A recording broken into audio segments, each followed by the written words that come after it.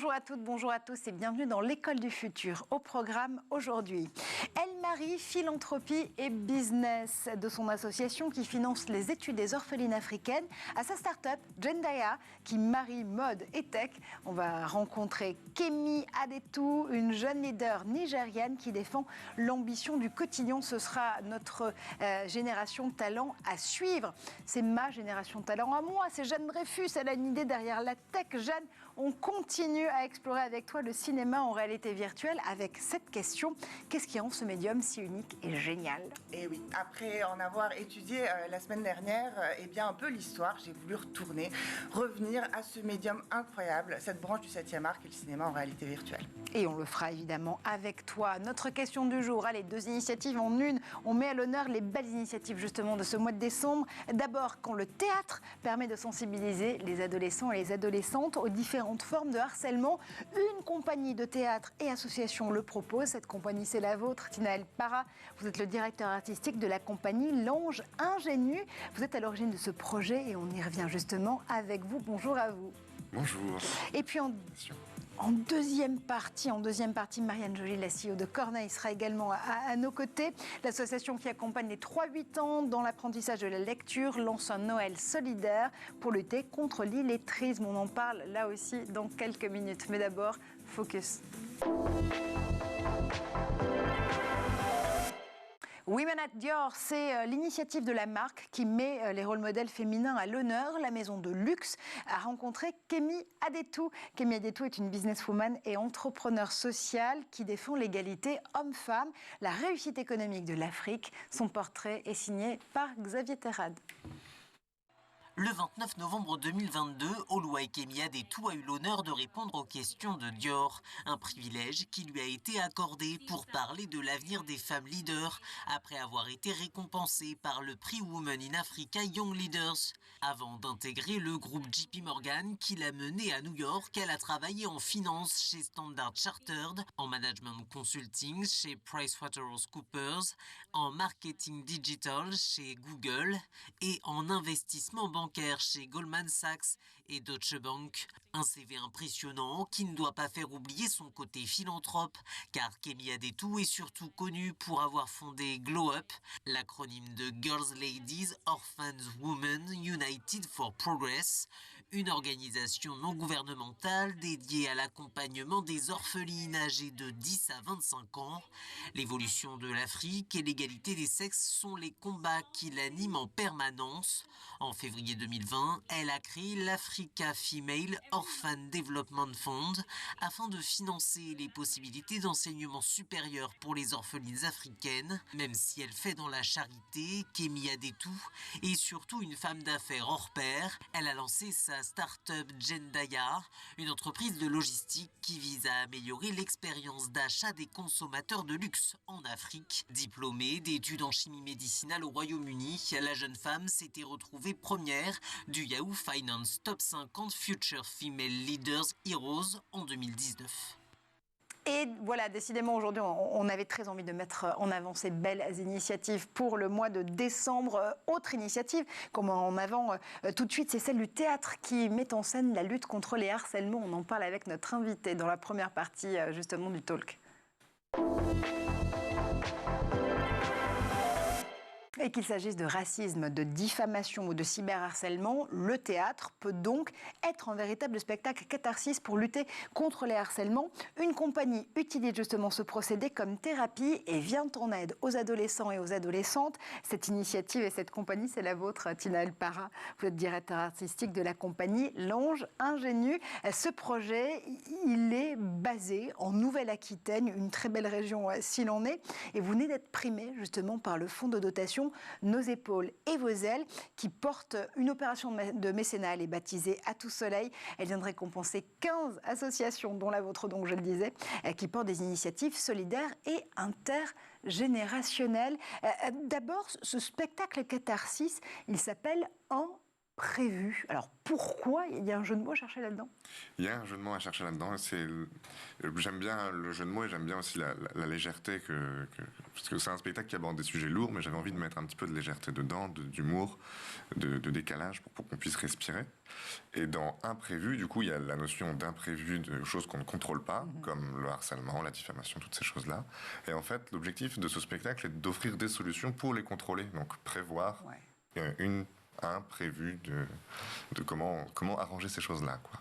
Et ce qui est très fort, justement, dans cette proposition, c'est le fait d'avoir finalement cette expérience qui va se dérouler en 2 étapes, en spectacle d'abord, et puis des ateliers, justement, avec des associations notamment, pour trouver des solutions concrètes. Ça ressemble à quoi exactement Imprévu? On regarde justement ensemble. Tu peux me raconter une histoire, s'il te plaît? S'il te plaît? S'il te plaît? S'il te plaît, s'il te plaît, s'il te plaît, s'il te plaît, s'il te plaît, s'il te plaît. D'accord. C'est l'histoire d'une adolescente.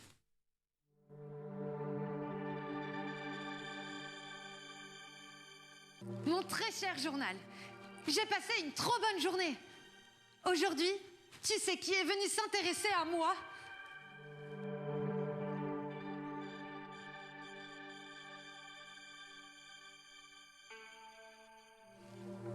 Mon très cher journal. Il m'a embrassée!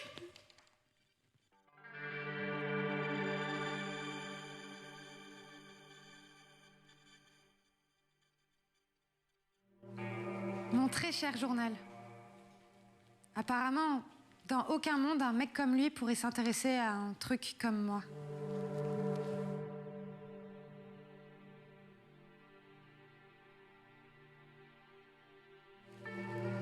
Mon cher journal. C'est encore à propos de tu sais qui. Mais il raconte que des mensonges. Moi, j'ai jamais fait ça.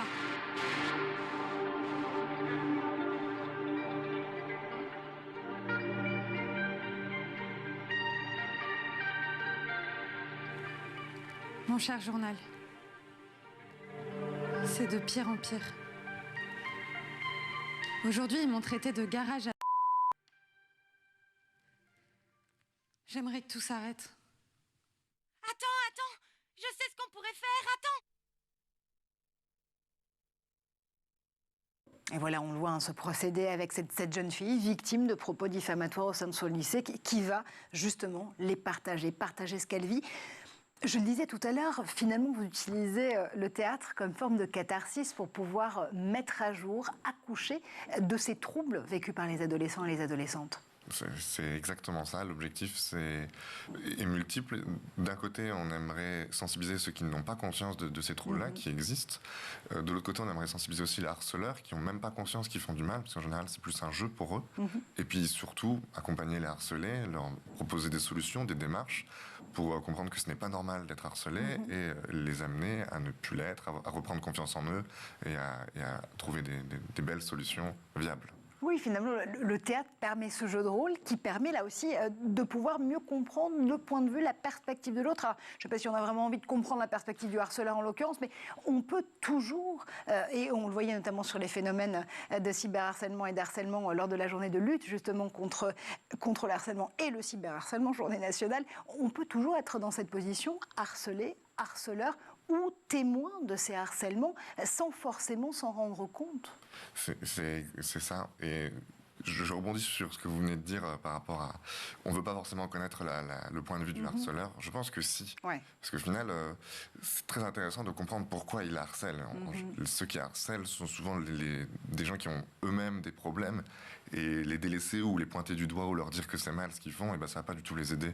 Ouais. Et au contraire, ça va devenir eux les harcelés. Et c'est pas ce qu'on veut. Nous, ce qu'on aimerait, c'est que tout le monde s'entende, au moins se tolère et puisse évoluer tranquillement. Et c'est pour ça que, dans le même style, on ne veut pas non plus mettre la faute sur les profs, sur les encadrants, les parents. Tout le monde a un rôle à jouer, c'est certain. Mais c'est pas la faute de quelqu'un, c'est la faute d'un environnement. Et c'est cet environnement-là qu'on essaye de comprendre et de dénouer à travers le théâtre. Oui, c'est très fort dans cette proposition aussi, apporter des sources de compréhension essayer de trouver des solutions avant tout, parce que vous êtes là pour ça. C'est pour ça que l'expérience se passe en 2 temps, si j'ai bien compris. D'abord, la pièce de théâtre avec votre compagnie, vos comédiens et vos comédiennes, et puis ensuite des ateliers auxquels notamment la Maison des adolescents de Béarn et de Soule participe, vous accompagne pour là aussi accoucher de solutions. Alors, c'est pas exactement ça, c'est-à-dire qu'on a le spectacle qui se fait, qui dure environ 1 heure, 1 heure et quart, et à l'issue du spectacle, directement après, on a 45 minutes de bord de scène, c'est-à-dire un débat avec les acteurs et le public, et c'est là où la Maison des adolescents nous rejoint en mettant à disposition donc, une éducatrice spécialisée, une infirmière psychiatrique, pour répondre au mieux aux questions. Et après, il y a ces ateliers-là qui sont animés seulement par la compagnie de l'Ange-Nuit, par moi en l'occurrence. Et les ateliers vont plus essayer d'aborder le harcèlement, mais plutôt de proposer des outils de développement personnel, notamment en présentant l'utilité de l'erreur et en offrant des outils de confiance en soi, l'utilité de l'imagination, à travers le théâtre, des petits débats, des jeux théâtraux, des petites expériences comme ça. Avec quel type d'interrogation, de questions, justement, ces lycéens, ces lycéennes viennent assister aux représentations et puis ensuite au bord de scène et aux ateliers? Est-ce qu'il y a une question qui revient à chaque fois? Alors, j'adorerais répondre à cette question, mais le spectacle s'est joué pour la première fois en avril dernier. Et pour l'instant, on n'a pas pu intervenir dans les collèges et les lycées pour des petits problèmes administratifs. Il nous faut l'agrément éducation nationale. Donc, je ne pourrais pas dire quelles sont les réponses. J'espère que vous pourrez répondre très bientôt, du coup, avec l'agrément. Voilà, l'objectif est, normalement, ça ne devrait pas tarder. En termes de délai, ça ne devrait pas tarder. Alors, pourquoi est-ce que vous l'avez justement designé, dessiné, imaginé pour ces publics-là? Alors, ça vient plutôt de mon expérience personnelle. C'est-à-dire qu'au lycée, je ne me sentais pas bien. J'avais une dépression, concrètement. Et je ne trouvais pas ma place. Je ne comprenais pas l'utilité des cours. Et en fait, quand la dépression s'est déclenchée, mes parents m'ont accompagné. Ils m'ont dit, il faut que tu fasses quelque chose d'autre en dehors du lycée pour t'aider. Et j'ai choisi le théâtre. C'était le meilleur choix de ma vie. Et à partir de là, je me suis rendu compte que c'était ces 2 heures de théâtre chaque semaine qui me rendaient heureux. Et donc, sans réfléchir, je me suis dit, c'est ça que je veux faire dans ma vie. Et donc, j'ai fait directement une école de théâtre après. Et je me suis rendu compte qu'au-delà de quelque chose qui pouvait me rendre heureux moi, ça pouvait rendre heureux les autres. Parce qu'à travers le théâtre, on peut partager des messages forts, ou même des messages en tout genre, ou juste me faire rire et détendre. Et c'est tout ce que l'école m'a apporté. Et donc, du coup, maintenant, j'ai envie de créer de l'art utile. J'aime bien penser le théâtre comme une arme d'instruction massive. Et comme ça, donc c'est pour ça que j'ai développé ce projet-là, à partir de mon mal-être au lycée, du mal-être des amis qui m'entouraient. Et l'objectif serait même d'évoluer le spectacle et de proposer d'autres thématiques par la suite. Comme lesquelles, par exemple? Alors, j'ai pensé à l'addiction à la drogue, qui est assez présente. Il y a aussi l'homophobie. J'aimerais bien faire une histoire sur une personne qui est très douée en sport collectif, donc foot, rugby, quelque chose comme ça, et qui est homosexuel, et qui ne sait pas comment le dévoiler.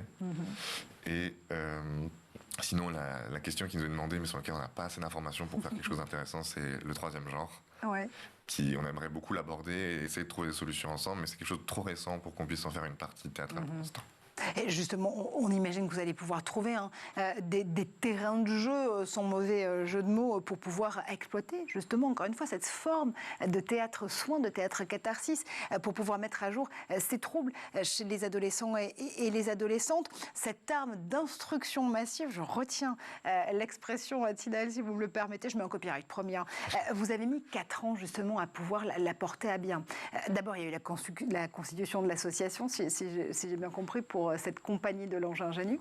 Et puis, il y a eu aussi le temps d'écrire le projet et de commencer à le monter. C'est ça. Alors, il y a eu un paquet d'étapes de travail. Donc, j'ai commencé à l'écrire quand j'étais à l'école, parce qu'on nous proposait des ateliers d'écriture, et je me suis dit qu'il fallait que je me lance. Et au début, j'avais pensé quelque chose de très négatif, et puis je me suis rendu compte qu'en fait, je pouvais amener un message positif derrière. Donc, j'ai voulu continuer d'aborder ce thème négatif, mais en trouvant des solutions qui demandent de trouver des solutions, demandent de trouver des choses réalistes, et du coup, de travailler dessus, de faire évoluer les choses. Donc, forcément, ça demandait beaucoup plus de recherche, de rencontres. Donc, je suis allé à la rencontre des collégiens, des psychologues, d'éducateurs, de coachs. Et après toutes ces rencontres, j'ai pu finalement écrire un premier texte qui a été joué par 2 comédiens, qui ont été remplacés par 2 autres comédiens, qui ont ensuite maintenant été remplacés par les comédiens actuels. Ouais. Et qui peut-être va être évolué encore, je ne sais pas. Mais... 100 fois sur le métier, remettrez votre ouvrage. Au contraire, c'est la courbe d'expérience qui fait justement, j'imagine, le plaisir que vous avez aujourd'hui de pouvoir délivrer cette pièce et cette expérience auprès de ces adolescents et de ces adolescentes.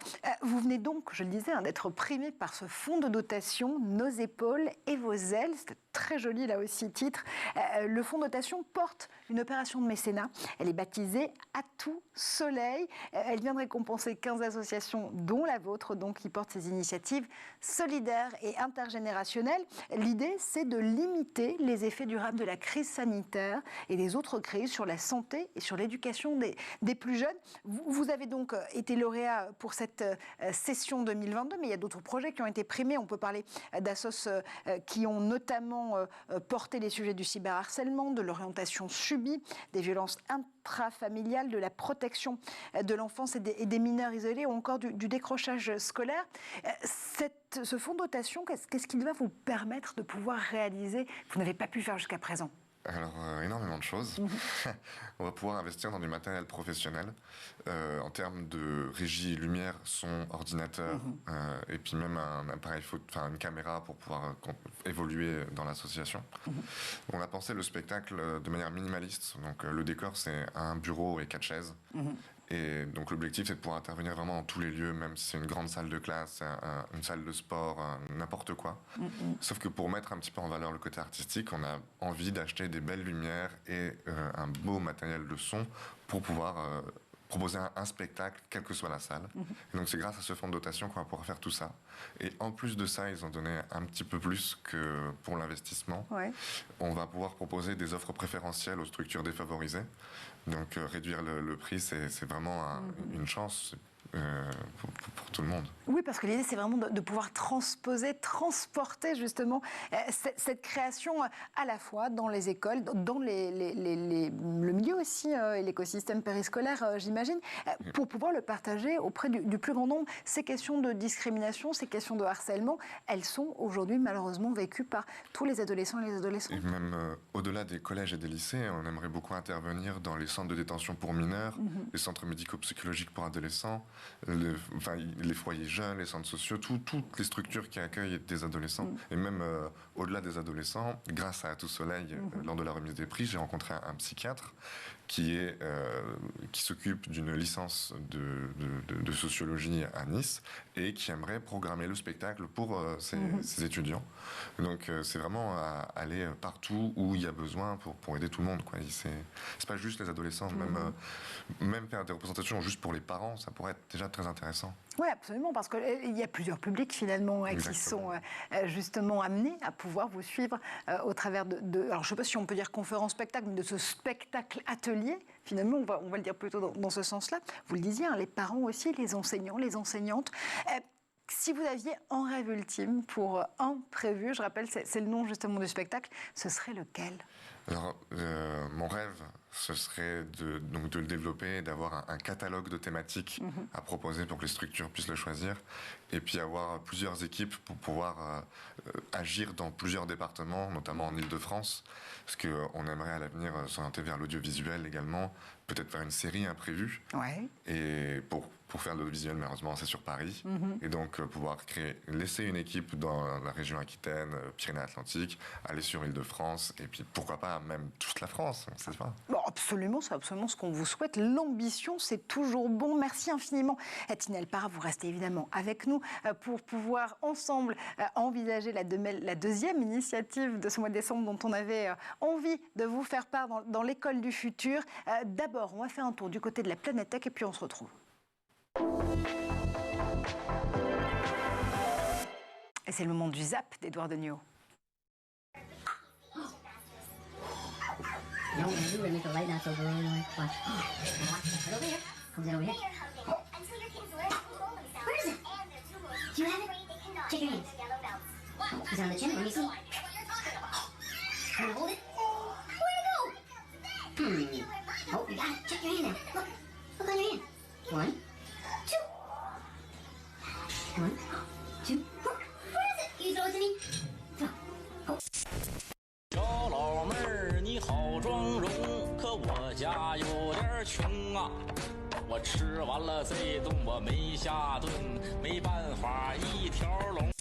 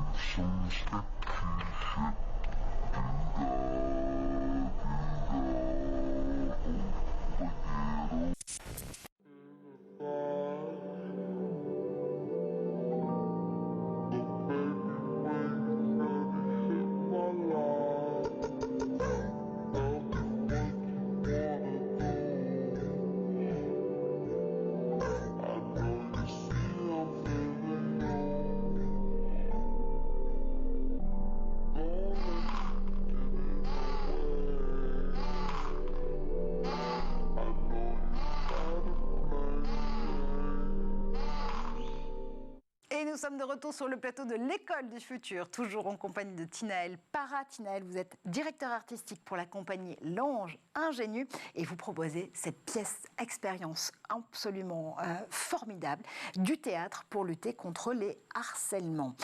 Pour cette deuxième partie, on est aussi rejoint en duplex par Marianne Joly, la CEO de Corneille. Bonjour Marianne.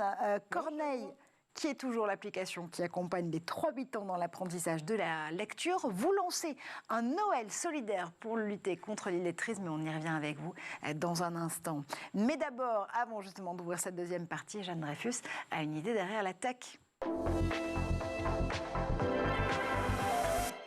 Et Jeanne, avec toi, on continue à exploiter, à explorer la réalité virtuelle dans le cinéma.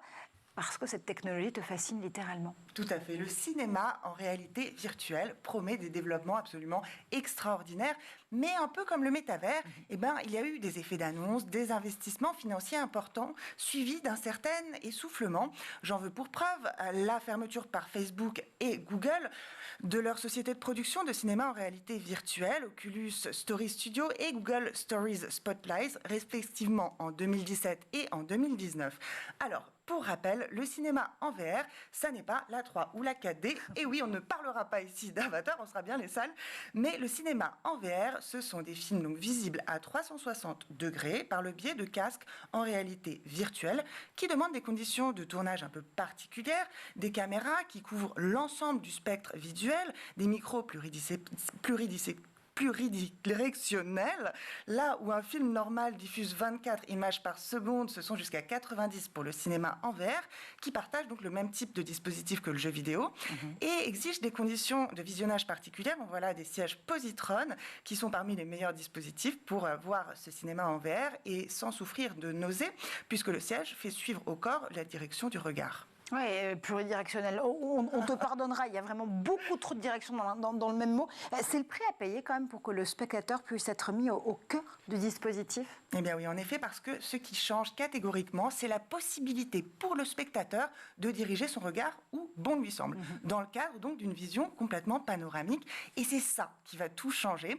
On a un sentiment de présence qui est absolument inédit dans le cinéma en réalité virtuelle, comme par exemple dans le film Pearl, premier film en VR nommé aux Oscars, film signé Patrick Osborne, dans lequel on est le passager invisible d'une voiture où un père et une fille passent le plus clair de leur temps et on assiste au déroulé de toute leur vie. C'est hyper émouvant parce que on est dans cette unité de lieu hyper intime qui est évidemment à l'image du cocon de la relation hyper intime entre un père et une fille, et qui fait de nous, en tant que spectateurs, en fait, ce petit frère ou cette petite sœur qui assiste à ces moments, ces années insouciantes passées en famille et pourtant tellement importantes. C'est là que le cinéma en VR incarne le rêve d'un très grand nombre de metteurs en scène de briser le 4e mur, cette fameuse barrière qui existe entre le public et le spectacle. Et si je t'entends bien, que le spectateur devienne le même acteur, justement, du contenu, du projet, du film. Tout à fait, c'est un sentiment qu'on a en tant que spectateur de rentrer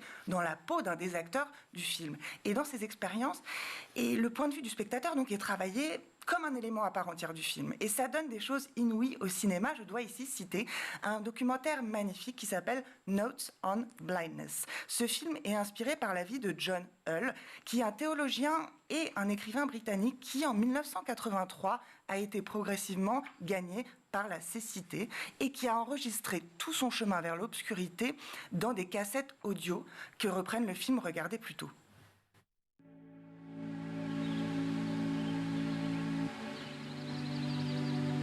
Sitting in the park with the children, I hear the footsteps of people walking past me on the footpath. The strange thing about it is that it's a world which consists only of activity. In the blind person's appreciation of weather, wind takes the place of sun. Et ce qui est hallucinant dans ce film, eh bien, c'est qu'au fur et à mesure que la vision disparaît, baisse, le son, lui, gagne de plus en plus en intensité.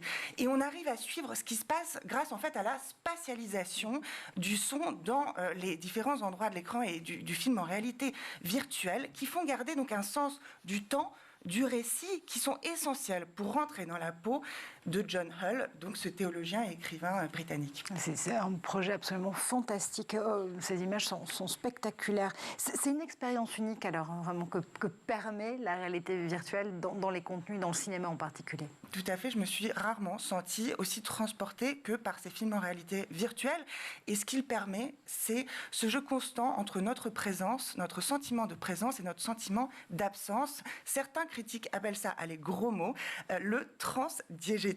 Petit point cinématographique. Attention, mesdames et messieurs, au cinéma, il y a l'intra et l'extra-diégétique, qui décrivent des éléments, pour le dire vite, le plus souvent des sons qui se produisent en dehors de l'espace filmé. Je m'explique. Par exemple, Marjorie, quand on entend la voix intérieure d'un personnage filmé qui pense, par exemple, il pense tout haut, c'est pas véritablement dans l'écran, on appelle ça l'intra-diégétique. Quand, à contrario, on entend une voix extérieure au champ, eh bien, par exemple, la voix d'un personnage au téléphone, qui est donc extérieure au champ filmé, on appelle ça l'extra-diégétique. Là, avec le VR, on est donc dans un transdiégétique, un mix étrange entre un rôle qu'on a qui est ni tout à fait à l'intérieur du film, ni tout à fait dehors. Et cette présence transdiégétique, donc, va avoir des interférences avec le récit.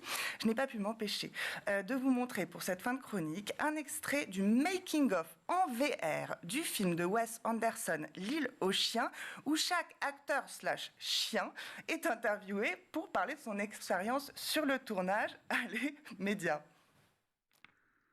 What does Nutmeg see in Chief? Sort of a survivor. She knows what it's like to lose something and come back stronger and not be afraid of what lies ahead. You know, she knows what it's like to be that kind of dog. And plus he's just the right amount of Vous aurez reconnu Scarlett Johansson revenir sur son propre personnage de la chienne Nutmeg. Et ce qui est amusant, donc, c'est le jeu entre les niveaux de réalité que nous font expérimenter ces films en réalité virtuelle, parce qu'en fait, on est dans les coulisses, mais en même temps, on est face à des acteurs qui eux-mêmes sont incarnés. Bref, ça rend les personnages réels, ça fait de nous l'intervieweur, ça fait de nous le technicien, ça fait de nous le spectateur, tous en même temps, et en même temps, aucun d'entre eux à la fois. Et c'est ça qui rend le cinéma en réalité virtuelle extraordinairement kiffant, et qui, j'espère, fera qu'il a encore de très beaux jours devant lui. Bon, on espère aussi. Merci infiniment, Jeanne, justement, pour tous ces titres, tous ces contenus qu'on a partagés avec toi. Tinel, je vais m'adresser justement aux metteurs en scène et aux créateurs que vous êtes. Cette complémentarité, justement, des technologies, du théâtre, de la mise en scène, ça peut là aussi être pour vous un outil extrêmement intéressant pour pouvoir mettre à jour ces questions de discrimination, de harcèlement, une catharsis technologisée cette fois-ci.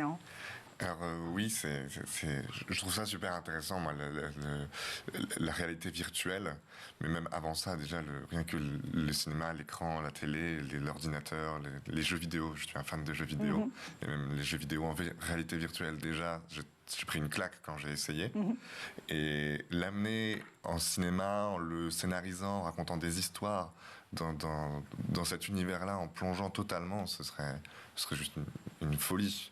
Mais bon, pour l'instant, moi qui n'ai pas les moyens de réaliser des choses aussi grandes, je vais me contenter d'un écran de cinéma. Et rien qu'avec ça, je pense qu'on peut faire beaucoup. Mais il y a le théâtre immersif aussi. Oui, c'est vrai. Il y a même beaucoup de gens qui utilisent de la vidéo. J'avais vu un spectacle où justement il y avait le théâtre sur scène classique et il y avait une caméra sur scène également qui filmait les coulisses et qui était reportée sur l'écran derrière. Et ça donnait une dimension très étrange au spectacle, mais c'était très très intéressant.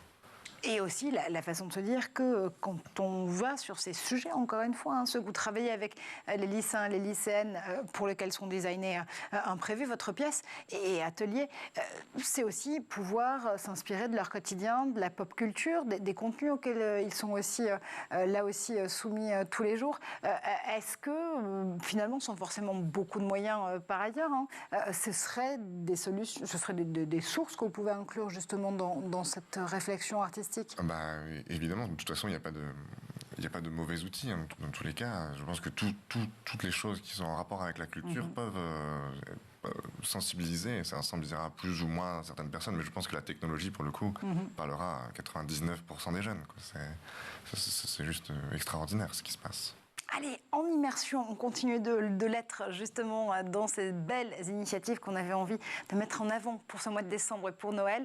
On parle tout de suite du Noël solidaire de Corneille avec sa CEO, Marianne Joly.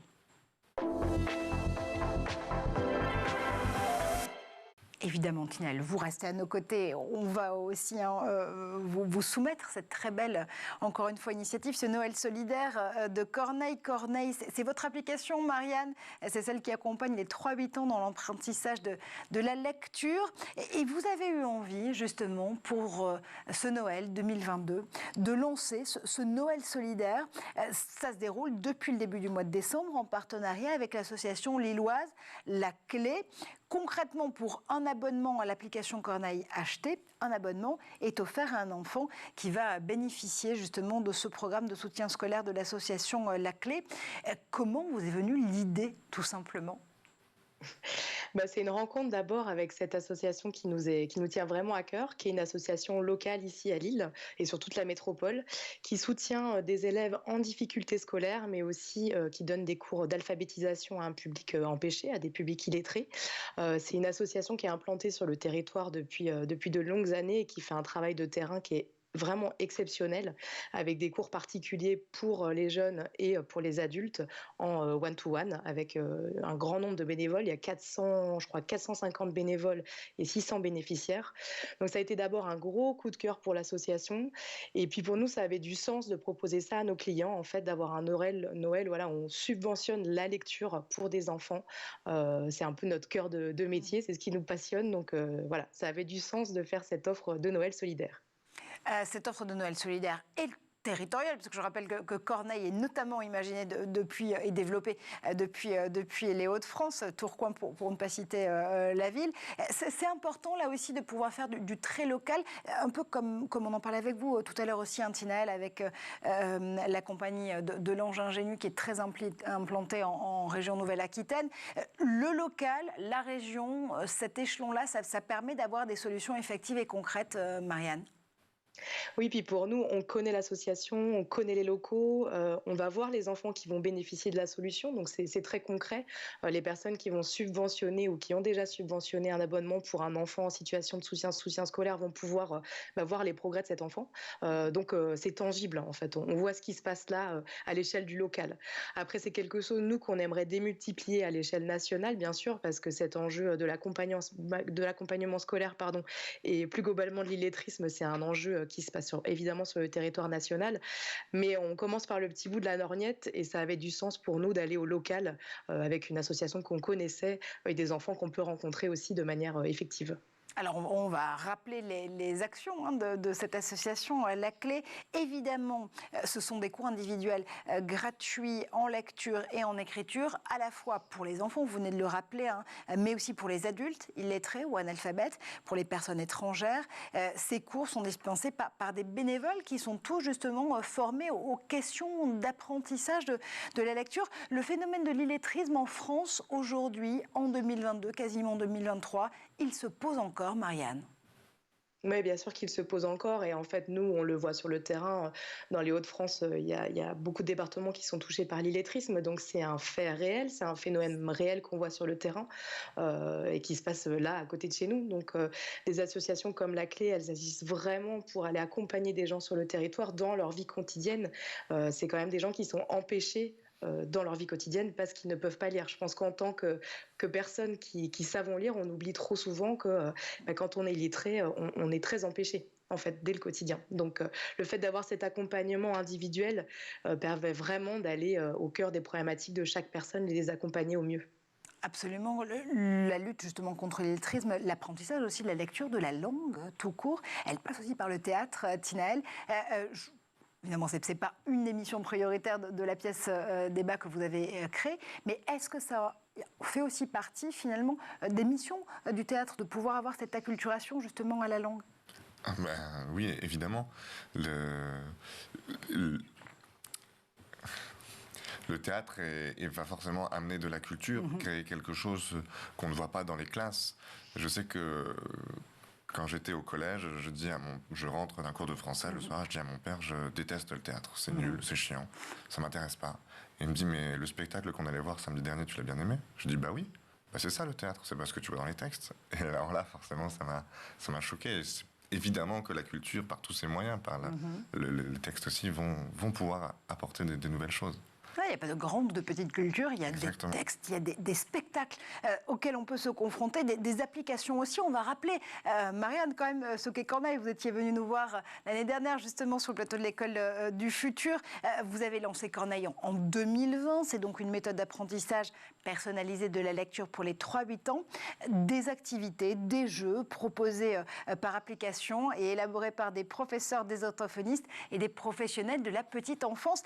Quelles sont les nouveautés du côté de Corneille depuis le printemps dernier ? Alors des nouveautés, il y en a eu plein. On a reçu le soutien de l'Éducation nationale par le dispositif EduUp en juin dernier, donc on a été très fiers. Et cette subvention nous permet de déployer en fait la solution qui était auparavant sur mobile et tablette.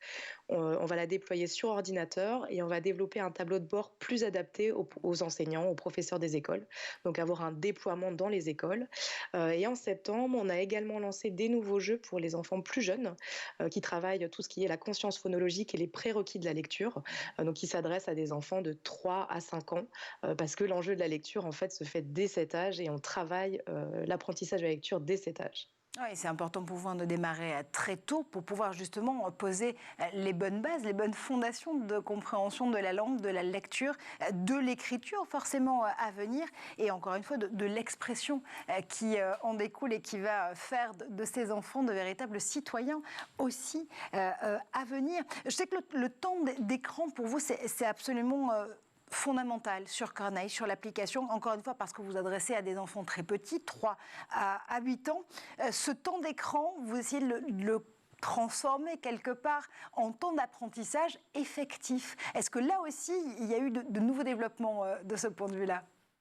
Alors oui, tout à fait. On a une offre, on essaye de se diriger vers une offre hybride, donc qui allie à la fois l'écran et le papier. Donc on a des livres papier, j'en ai là un exemplaire.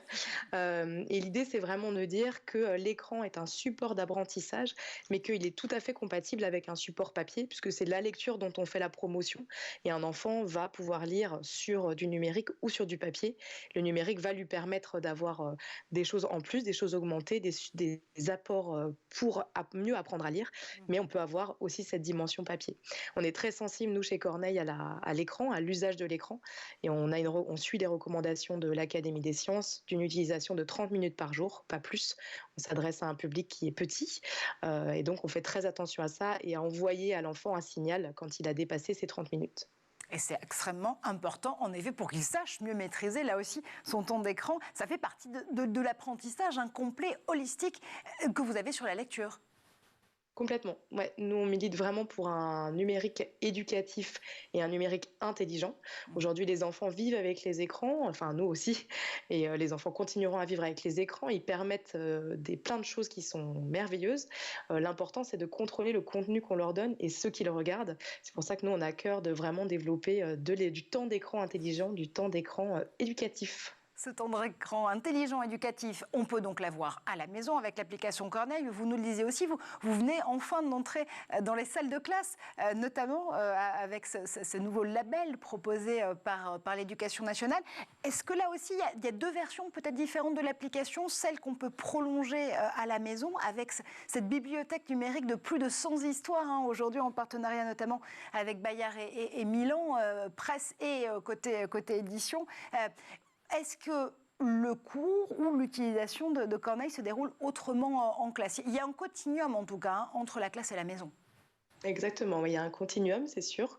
Dans ce qu'on est en train de développer pour l'outil en classe, parce qu'il est en cours de développement, on va avoir un usage un petit peu plus ciblé, plus d'entraînement, avec des exercices qui vont être enlevés du parcours ou des créations de parcours individuels et par les enseignants en classe. Donc là où on a des parcours qui sont un peu plus guidés à la maison, qui sont un peu plus tunnels, on va dire, on va avoir des parcours qui vont être plus personnalisables pour l'enseignant en classe. Mais l'univers reste le même, on va avoir une petite boîte aux lettres où l'enseignant pourra assigner des devoirs à l'enfant, donc un texte à lire, un phonème à réviser. Donc on sera vraiment dans une continuité pédagogique entre l'usage en classe et l'usage qui pourra être fait à la maison. Et cette bibliothèque numérique pour ancrer les bases de la lecture, on va la voir, la redécouvrir ensemble. Back to Basics. Comment apprendre l'alphabet en s'amusant? C'est très simple, il suffit d'ouvrir Corneille.